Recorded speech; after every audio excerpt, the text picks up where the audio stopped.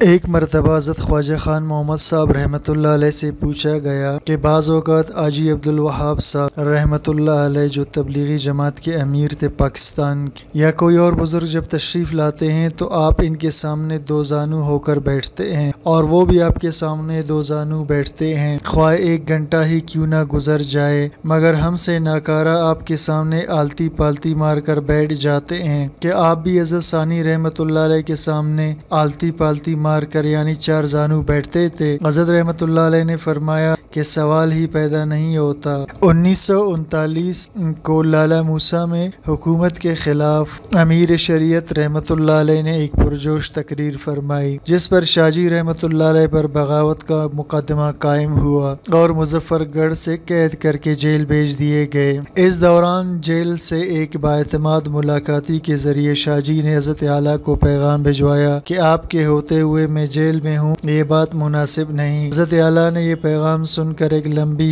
آہ بھری اور فرمایا اس وقت بوڑھا ہو گیا ہوں، ورنہ شاہ جی ایک دن بھی اندر نہ رہتے۔ فرنگی اور اس کی مانوی اولاد کو یقین تھا کہ اس بار اس ناقابل شکست دشمن کو عدالت سے صلہ دلوا کر ہی دم لیں گے۔ ایک طرف کفر اور اس کے گماشتے اپنی طاقت پر نازاں تھے اور دوسری طرف اہل اللہ کے قلوب اس کی بارگاہ سمدیت میں سجدہ ریز اور اس کے وعدوں پر کامل یقین سے لبریز تھے کہ حق ہی کا بول بالا ہوگا۔ قاصد سے فرمایا شاہ جی سے کہنا کہ یہ وظیفہ 3 راتوں میں پڑھے اور پھر ہوگا تماشا۔ چنانچہ اللہ کے اس برگزیدہ بندے کے یقین محکم پر لاہور ہائی کورٹ میں مقدمہ کی پیشی پر واقعی تماشا ہوا کہ سرکاری گواہ لدارام اللہ کے فضل و کرم سے سچ کہنے پر مجبور ہو گیا۔ فرنگی اور اس کے ذلہ خوار بری عدالت میں رسوا ہوئے اور حضرت امیر شریعت 5 اپریل 1940 کو باعزت بری کر دیے گئے۔ مولانا سید عطاء الحسن بخاری جب کبھی زیادہ اداس ہوتے تو خانقاہ سراجیہ تشریف لے جاتے، 3-4 روز قیام کرتے،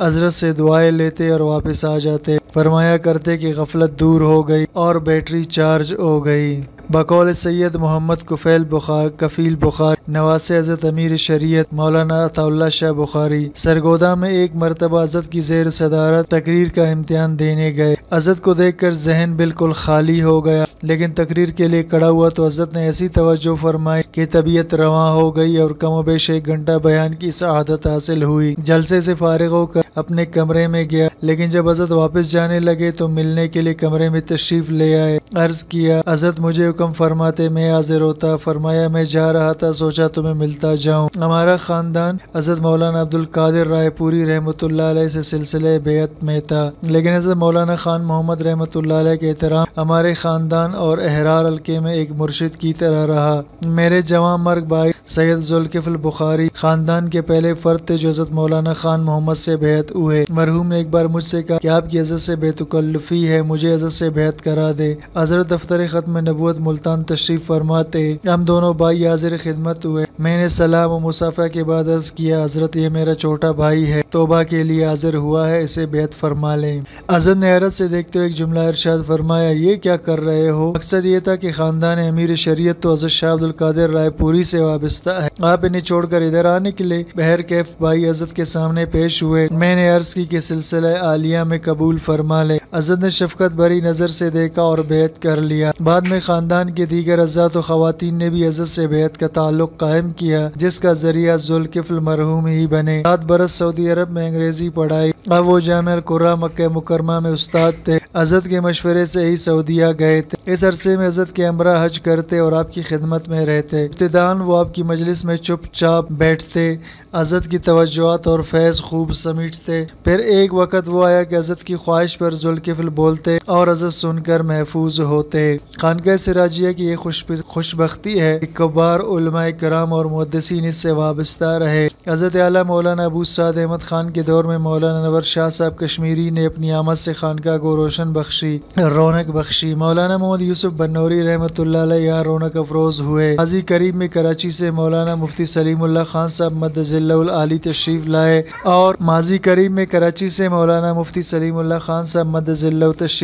اور 10 دن قیام فرمایا۔ مولانا مفتی جمیل احمد خان رحمہ اللہ علیہ اور مولانا مفتی سعید احمد جلال پوری کثرت سے حضرت قبلہ کی خدمت میں تشریف لاتے اور فیض یاب ہوتے۔ تبلیغی جماعت کے محترم الحاج محمد عبدالوہاب صاحب رحمہ اللہ علیہ اہتمام و احترام سے خانقاہ سراجیہ تشریف لاتے۔ ایک بار راکب اور عزت قاضی عبدالقادر صاحب جاوریاں والے، خلیفہ مجاز عزت رائے پوری اور شیخ الحدیث مولانا زکریا صاحب کاندیلوی نے مشاہدہ کیا کہ حاجی عبدالوہاب صاحب عصر کی نماز ہماری مسجد میں پڑھ رہے تھے۔ میں اس وقت ڈیوٹی سے لوٹا تھا۔ بطور خاص میں نے دیکھا کہ حضرت حاجی صاحب نے نماز پڑھ کے قبرستان ننگے پاؤں چلے، وہاں سے حضرت قبلہ کی خدمت میں حاضر ہوئے اور وقت رخصت کار میں بیٹھ کے جوتیاں پہنی۔ ہمارے حضرت خواجہ خان محمد صاحب نے 1940 دیوبند میں گزارا، پھر خانقاہ سراجیہ تشریف لائے۔ حضرت ثانی سے تصوف کی تکمیل کی۔ آپ کی رحلت کے بعد خانقاہ سراجیہ کے مسند نشید ہوئے۔ رفتہ رفتہ آپ کی شہرت ملک گیر ہوئی۔ حضرت مولانا سید محمد یوسف بنوری تک آپ کی بزرگی اور شیخ وقت ہونے کی روایت پہنچی۔ آپ کے دل میں خانقاہ سراجیہ حاضری اور بابا جی سے ملاقات کے شوق پیدا ہوا، چنانچہ آپ خانقاہ سراجیہ تشریف لائے۔ اللہ کی شان کے بابا جی خانقاہی سفر کے سلسلے میں ہری پور تشریف لے جا چکے تھے۔ حضرت بنوری رحمۃ اللہ علیہ نے مزارات پر حاضری دی، خانقاہ شریف کے ماحول سے دل خوش کیا، کتب خانہ دیکھا۔ آپ نے یہاں سے سرحد جانا تھا تو آپ دورے کی ترتیب بدل کر ہری پور تشریف لے گئے۔ حضرت رحمۃ اللہ علیہ سے ہری پور محلہ میں مولانا قاضی شمس الدین کے یہاں قیام پذیر ملاقات۔ صبح حضرت بنوری اور مولانا قاضی شمس الدین کے قیام گاہ پر بغیر اطلاع کے تشریف لائے۔ خواجہ خان صاحب رحمۃ اللہ علیہ آپ کے رفقا اور ہری پور دینی قیادت علماء تصور نہیں کر سکتے تھے کہ بغیر پروگرام و اطلاع کے شیخ بنوری ایسے متبحر عالم دین اپنی گوناگو مصروفیت کے باوجود تشریف لا سکتے ہیں۔ ہمارے حضرت خواجہ خان صاحب قاضی شمس الدین کے ناشتہ کے لیے دسترخوان پر بیٹھے ہی تھے کہ گلی میں حضرت بنوری کی تشریف آوری کا شور ہوا۔ اچانک یہ خبر سنتے ہی سب حضرت بنوری کے استقبال کے لیے کھڑے ہو گئے۔ اتنے میں حضرت بنوری رحمۃ اللہ علیہ کمرے میں داخل ہوئے، سب نے سلام و مصافحہ کیا۔ حضرت بنوری نے بابا جی سے فرمایا کہ حضرت آپ کی تعریف سنی، خانقاہ شریف حاضر ہوا، کتب خانہ دیکھا، مزارات پر حاضری دی، آپ کے یہاں تشریف فرما ہونے کا سنا، دعا و ملاقات کی غرض سے پروگرام بدل کر یہاں آ گیا۔ بابا جی رحمۃ اللہ علیہ بادب اور دوزانو ہو کر حضرت شیخ بنوری کی بات سنتے رہے، پھر گویا ہوئے حضرت میں کیا اور میری ملاقات کیا، مجھے کراچی بلوا بھیجتے، سعادت سمجھ کر سر کے بل حاضر ہوتا، سب آپ کا فیض ہے، میں تو آپ کا شاگرد ہوں۔ حضرت بنوری یہ سن کر چونکے، فرمایا وہ کیسے؟ مجھے تو بالکل یاد نہیں، کہاں کب اور کیا پڑھا مجھ سے؟ بابا جی نے فرمایا کہ ڈابیل میں فلان سال مقامات آپ سے پڑھی۔ حضرت بنوری نے تعجب سے پھر ہمارے بابا جی کو بغور دیکھا اور فرمایا کہ بالکل یاد نہیں آ رہا۔ اچھا تو کون کون سے ساتھی آپ کے ہم جماعت تھے؟ ہمارے حضرت خواجہ صاحب نے بعض ہمدرد ساتھیوں کے نام بتائے۔ حضرت شیخ بنوری نے اس پر بھی فرمایا بالکل یاد نہیں آ رہا۔ خیر حضرت بنوری کی نے دعا کے لیے فرمایا۔ حضرت خواجہ صاحب نے آپ کے بادب پکڑ کر دعا کے لیے ایسے انداز میں التجا کی جیسا بیٹا باپ یا مرید شیخ سے کرتا ہے۔ حضرت بنوری رحمۃ اللہ علیہ کے آنسو ابل پڑے، دعا ہو گئی۔ حضرت بنوری نے اجازت چاہی۔ بابا جی رحمۃ اللہ علیہ سواری تک استاذ محترم کی مشیت میں لے چلے۔ رخصتی پر حضرت بنوری نے وعدہ لیا کہ جب کراچی آنا ہو میرے مدرسے میں قیام ہوگا۔ آپ نے بصر و چشم قبول کیا۔ حضرت بنوری نے رخصت ہو کر ساتھیوں سے فرمایا کہ حضرت مولانا خان صاحب کے بارے میں جو سنا اس سے بڑھ کر پایا، ایک تو ان کی مجلس کی برکات دیکھی، دوسرا چہرے پر نور ولایت دیکھا، تیسرا بے نفسی کی انتہا کو پہنچے ہوئے بزرگ رسیدہ ہیں۔ اگر ذرہ برابر ان میں دنیا داری ہوتی کبھی ظاہر نہ کرتے کہ میں آپ کا شاگرد ہوں، مریدوں پر رعب جمانے کے لیے خاموش رہتے کہ کتنا کامل ہوں کہ بنوری جیسے شخص مجھ سے ملنے میرے دروازے آئے، اور مولانا نے سب حقیقت کھول کر بیان کر دی۔ یہ ان کی بے نفسی اور اخلاص کا کمال ہے۔ مجھے خوشی ہوئی کہ ایسے باکمال سے استاذ ہونے کا تعلق قائم ہے۔ مولانا صاحبزادہ عزیز احمد فرماتے ہیں کہ ایک بار حضرت قبلہ رحمہ اللہ علیہ کراچی تشریف لے گئے تو اپنے استاد حضرت بنوری کی زیارت و ملاقات کے لیے مدرسے میں حاضری دی۔ حضرت بنوری نے آپ کی تشریف آوری پر دلی خوشی کا اظہار فرمایا۔ جب کراچی تشریف لائیں تو قیام جامعہ الاسلامیہ میں ہوگا۔ اس پر حضرت قبلہ نے فرمایا کہ آپ نے اپنے لیے دعا فرمائی، اللہ نے قبول فرمائی کہ ہر سال حج پر تشریف لے جاتے ہیں، میرے لیے بھی دعا فرمائیں۔ باقی رات جامعہ علوم الاسلامیہ میں حاضری تو کراچی کے سفر کے دوران ضرور حاضری ہوگی۔ حضرت بنوری نے فرمایا دعا بھی ہو جائے گی۔ اس کے بعد اللہ نے ایسا کرم کیا کہ حج کا ایسا دروازہ کھلا کہ جب تک سکت رہی کبھی ناغا نہیں ہوا۔ حضرت مولانا صاحبزادہ عزیز احمد صاحب فرماتے ہیں کہ اگر شیخ بنوری کو کراچی سے حضرت قبلہ کے سفر حج کا معلوم ہوتا تو کراچی ایئرپورٹ پر سوار کرانے کے لیے ضرور تشریف لے جاتے۔ مدت ہوئی سالانہ ختم نبوت کانفرنس مسلم کالونی چناب نگر مسجد کے ممبر پر حضرت مولانا محمد یوسف صاحب لدھیانوی نور اللہ مرکزہ تشریف فرماتے. حضرت شیخ المشائخ خواجہ خان صاحب تشریف لائے تو اہل مجلس احتراماً کھڑے ہوئے. آپ آتے ہی صف میں بیٹھ گئے. حضرت لدھیانوی نے فرمایا حضرت آپ نیچے تشریف فرما ہو گئے اور میں اوپر بیٹھا ہوں، یہ بے ادبی ہے. حضرت خواجہ صاحب نے فرمایا کوئی حرج نہیں. اس کے بعد حضرت لدھیانوی نے واز میں بہت قیمتی بات ارشاد فرمائی. ہمارے یہاں صدارت و امارت کا انتخاب مجلس شورا کے ذریعے ہوتا ہے. ہم نے آج تک کسی امیر کو معزول کیا، نہ ہی کسی کو علیحدہ کرنے کی سوچی اور نہ ہم اس کے قائل ہیں. ہمیشہ امیر کے وصال پر نیا امیر منتخب کیا جاتا رہا. امیر مجلس وقت کا قطب ہوتا ہے. کام کرنے والوں سے التماس ہے کہ اطاعت امیر کا خاص خیال رکھا جائے. بات خواجہ خواجگان حضرت خواجہ خان محمد صاحب رحمۃ اللہ علیہ بہت وقت کے بہت بڑے قطب گزرے اور مجھے الحمدللہ ان کی صحبتیں اٹھانے کا بڑا موقع ملا. اچھا وہ عالمی مجلس تحفظ ختم نبوت کے امیر رہے اور عالمی مجلس تحفظ ختم نبوت کو یہ اعزاز حاصل ہے کہ ہر زمانے میں ان کا امیر جو ہے ایک قطب رہا ہے. وہ بھی اپنے زمانے کے قطب تھے گویا، یہ ان کی شان. اور دارالعلوم دیوبند کے فاضل تھے حضرت خواجہ خان محمد صاحب رحمۃ اللہ علیہ. اور میرے جو والد نسبتی میرے پیر و مرشد شہید اسلام حضرت مولانا محمد یوسف لدھیانوی شہید رحمۃ اللہ علیہ کے ساتھ بڑی محبت اور پیار تھا ان کا. تو وہ بنوری ٹاؤن میں آئے، اس وقت ہم طلبہ تھے. تو بنوری ٹاؤن میں آئے تو وہ ایک دالان بنا ہوا ہے باغیچہ، وہاں وہ ان کا تخت لگا دیا. حضرت بیٹھ گئے. اب سب طلبہ ارد گرد بیٹھ گئے. اب طلبہ کو تو سنا ہے کہ حضرت طلبہ ان کی طرف منہ کر کے ہم بیٹھے ہیں کہ حضرت شاید اب دور حدیث کے طلبہ تھے. ہم نے کہا اب حضرت کو بیان فرمائیں گے. اب وہ حضرت جو تخت پہ بیٹھے ہیں اور حضرت یوں سر جھکایا ہوا ہے. اچھا گو تکیہ پڑا ہے اور آلتی پالتی مار کے بیٹھے اور سر جھکا خاموش. اب ہم یوں دیکھ رہے تھے کہ اب بیان شروع کریں گے، اب شروع کریں گے، کیونکہ بہت سے اولیاء کاملین آتے ہیں، اسٹیج پہ آتے ہیں، کچھ دیر مراقب رہتے ہیں، اللہ کی نصرت مدد مانگتے ہیں، اس کے بعد خطبہ پڑھ کے بیان کرتے ہیں. اب حضرت خاموش. کافی دیر ہوگی. اب سب ایک دوسرے کو دیکھنے لگے کہ یار خیریت ہے. اب حضرت نے سر اٹھایا، سارے مجمع کو دیکھا.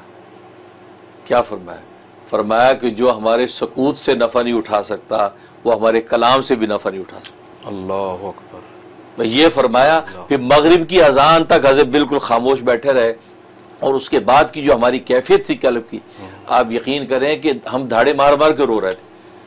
ایسا تصرف ہمارے قلب پہ، اور جناب ہمارا ایسا دل دہلا، آنکھوں سے آنسو جاری ہیں، رو رہے ہیں دھاڑے مار، چیخے مار کے طلبہ رونے لگے اور حضرت خاموش رہے. اس چیخ پکار پہ بھی خاموش ہیں، آوازاری پہ خاموش ہیں اور ہم اللہ سے دعائیں مانگ رہے ہیں. اور حضرت مغرب کی اذان ہوئی ہے تو حضرت کا سر اٹھایا اور مسکرائے اور اپنے یہ نماز کے اٹھے. ہم پھر اٹھ گئے لے کے.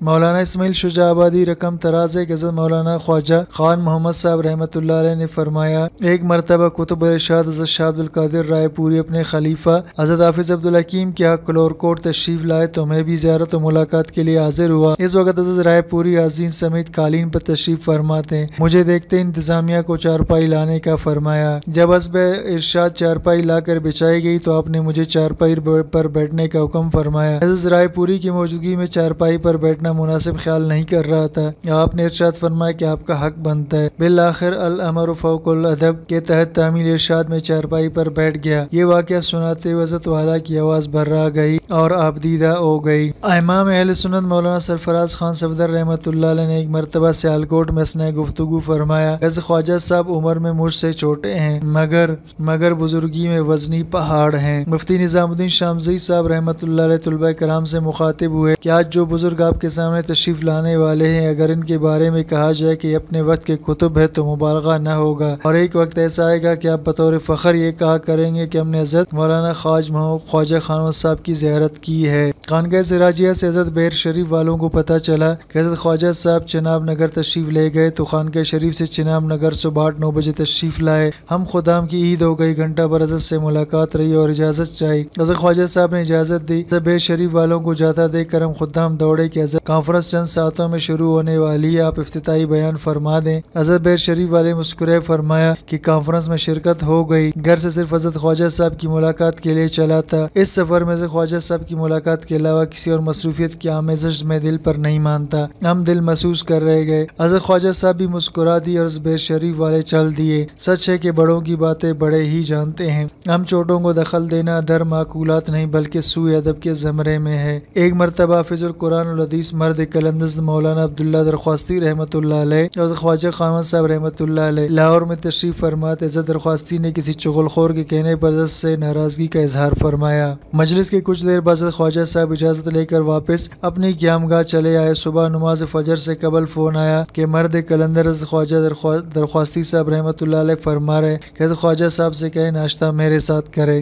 حضرت خواجہ صاحب نماز فجر کے بعد پہنچے۔ حضرت درخواستی نے اپنی رات والی ناراضی پر معذرت چاہی اور فرمایا رات رسالت مآب صلی اللہ علیہ وسلم کی زیارت نصیب ہوئی تو آپ علیہ السلام نے فرمایا کہ عبداللہ رات تم نے زیادتی کی ہے، معذرت کرو۔ مولوی خان محمد تو ہمارے خاص آدمی ہیں۔ صاحبزادہ عزیز احمد فرماتے ہیں کہ حضرت قبلہ بابا جی کو ایک بار رمضان شریف میں اقرار پر پوڑا نکل آیا، مجبوراً آپریشن کرایا گیا۔ اس دوران میں بہت سے علماء اور مشائخ عیادت کے لیے تشریف لائے، دیگر حضرت کے علاوہ حضرت حاجی عبدالوہاب صاحب بھی تشریف لائے۔ پیپلز پارٹی کی حکومت تھی، پنجاب میں نواز شریف وزیر اعلیٰ تھے، اندرون سندھ میں مدتوں سے مقیم پنجابیوں کو نکالا جا رہا تھا، روز بروز قافلے سندھ سے جائیدادیں چھوڑ کر پنجاب آ رہے تھے۔ اس موقع پر حضرت حاجی عبدالوہاب صاحب نے فرمایا کہ سندھ سے آ رہا ہوں، وہاں کے حالات اکثر بدل رہے ہیں، عصبیت زوروں پر ہے، یہی حال رہا تو پتہ نہیں ملک کا کیا بنے گا۔ میرے خیال میں دو آدمی صورتحال کو قابو کر سکتے ہیں اور وہ دونوں آپ حضرت خواجہ صاحب کا حکم مانیں گے، ان کا اندرون سندھ کا دورہ رکھا جائے تو انشاءاللہ یہ صورتحال ٹھیک ہوگا اور ملک کو فائدہ ہوگا۔ وہ دو حضرت مولانا فضل الرحمان صاحب اور نواب زادہ نصر اللہ خان ہیں، ان کو آپ سندھ بھجوائے۔ صاحبزادہ عزیز احمد فرماتے کہ 1.5-2 گھنٹہ حاجی عبدالوہاب صاحب حضرت قبلہ کے پاس رہے اور یہی گفتگو فرماتے رہے۔ اس دن اندازہ ہوا کہ حاجی صاحب صرف تبلیغ کے رہنما نہیں بلکہ سیاسی حالات پر بھی ان کی گہری نظر ہے۔ میاں صاحب کا کہنا ہے کہ بہت برس پہلے میرا بیٹا محمد قاسم شدید بیمار ہو گیا، ملتان اور لاہور چوٹی کے ڈاکٹروں سے اس کا علاج کرایا لیکن مرض بڑھتا گیا، جوں جوں دوا کی۔ علاج کے سلسلے میں سے لاہور برین سینٹر لے گئے، وہاں کیفیت یہ تھی کہ بیٹا بستر پر چت بے ہوش لیٹا تھا، اس کی آنکھیں کھلی تھی اور پلکیں اپنی جگہ ٹھہر گئی۔ ڈاکٹرز اپنی سی کوششوں میں تھے لیکن محمد قاسم نے پلک نہ جھپکی۔ ڈاکٹروں کی گفتگو سے ظاہر ہوتا تھا کہ بیماری لا علاج ہے۔ والدین کی قلبی کیفیت کا اندازہ ہی صاحب دل کر سکتے ہیں جو اللہ نہ کرے ایسے درد سے گزرے ہوں۔ علاج کے دوران بابا جی لاہور تشریف لائے تو محمد قاسم کی بیمار پرسی کے لیے برین سینٹر تشریف لائے۔ آپ محمد قاسم کے سرانے بیٹھے اور سر پر ہاتھ پھیرتے ہوئے دم فرمایا۔ تھوڑی دیر میں بیٹے نے آنکھیں جھپکی تو سب کی خوشی سے آنکھیں چھلک پڑی۔ ڈاکٹر خود حیران تھے۔ اس دن محمد قاسم نے واپس صحت کی طرف لوٹنا شروع کیا اور اللہ کریم نے اسے مکمل صحت عطا کی۔ میرا یقین ہے کہ اللہ کریم نے میرے بیٹے کو بابا جی کی دعا سے صحت عطا کی۔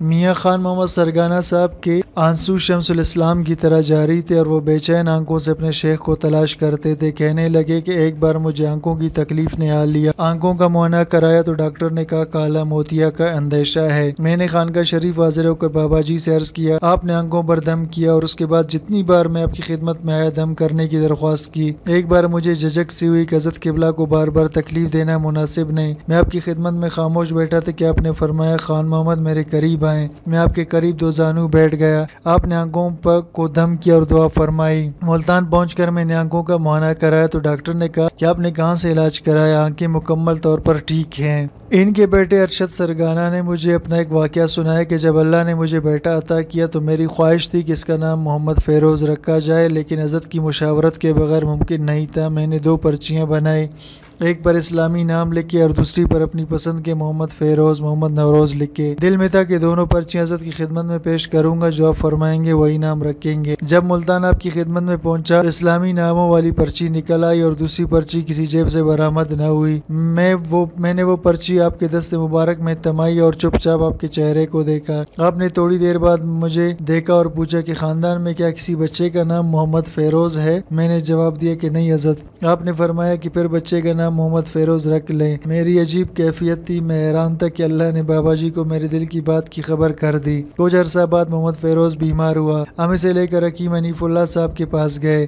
حکیم صاحب نے نسخے پر لکھنے کے لیے نام پوچھا تو میں نے کہا محمد فیروز۔ حکیم صاحب نے کہا یہ نام کس نے رکھا، میں دوائی نہیں دیتا۔ ہم پریشان ہوئے۔ میں نے عرض کیا کہ حکیم صاحب یہ نام ہمارے مرشد خواجہ صاحب نے رکھا ہے۔ حکیم صاحب نے نسخے پر محمد لکھا مگر فیروز نہیں لکھا اور کہا کہ جائیں دوائی لے لیں۔ ہم نے دوائی لی۔ ایک عرصے بعد ملتان میں میاں خان محمد سرگانہ صاحب کی کوٹھی پر بابا جی تشریف لائے۔ اتفاق کہ ہم بھی موجود تھے اور حکیم صاحب بھی تشریف لے آئے۔ دوران گفتگو بابا جی نے فرمایا کہ بھائی ارشد، جو فیروز نام میں نے رکھا تھا اس کی نسبت اس صحابی رسول سے ہے جنہیں حضور علیہ السلام نے ایک مدعی نبوت کا سر کاٹ لانے کے لیے بھیجا تھا، نہ کہ وہ فیروز جس نے حضرت عمر رضی اللہ عنہ کو قتل کیا۔ حکیم صاحب بابا جی کی بات انتہائی انہماک سے سن رہے تھے۔ جب بات ختم ہوئی تو حکیم صاحب نے ادب سے عرض کیا کہ حضرت میرا اشکال دور ہو گیا۔ ایک دن بھائی حیات سرگانہ نے اپنے ملازم کے پاس ایک نہایت قیمتی اور مہنگا موبائل دیکھا۔ اسے خیال آیا کہ 30-35 ہزار روپے کا موبائل رکھنا تو اس ملازم کے لیے ممکن نہیں ہے، تو یہ اس نے لیا کہاں سے؟ اس نے نرمی سے ملازم سے پوچھا تو اس نے کہا کہ میاں صاحب میں جنگ سے آ رہا تھا، میرے ساتھ ایک سواری بیٹھی تھی، وہ راستے میں اتر گئی، میں نے بعد میں دیکھا میرے ساتھ والی سیٹ پہ یہ رکھا تھا، میں نے اٹھا لیا۔ بھائی حیات نے موبائل اور سم لے کر کچھ دن بعد اس پر رابطہ کیا تو جن صاحب سے بات ہوئی انہوں نے تفصیل سن کر کہا کہ جی میرا موبائل ہے۔